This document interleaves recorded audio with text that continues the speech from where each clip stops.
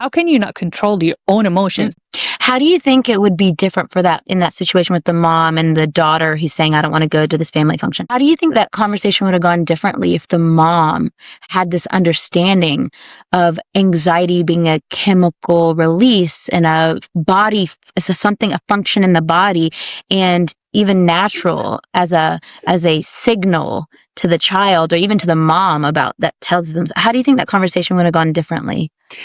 I think with a different environment, because remember, I'm not downplaying parents' role, right? But our parents were so busy surviving too. You know what I'm saying? Because the way they transfer the power with that attitude is that's how their parents, right, raised them. That's how their grandparents raised. So it's a transfer power of that just cyclic approach or style of dealing with anxiety. So if that parent, my parent, for example, break the mold and say that, no, I did not like how my generation dealt with it, I'm going to start paying attention to triggering events. I'm going to start paying attention to my child pattern of behavior to trying to figure out, is it a learned behavior? Or is it a chemical imbalance? And then when that child gets triggered and dysregulated, then I'm going to sit down with that child and say, okay, let's break it down. Have a conversation. That's all I wanted.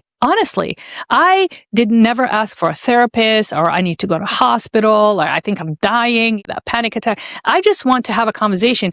Do not ignore me, right? Because it's not, ignoring is rejection, and nothing worse. I'm saying it right now. There's nothing worse for a Arab offspring to be rejected by their family members. Pay attention and just acknowledge that I'm having a hard time.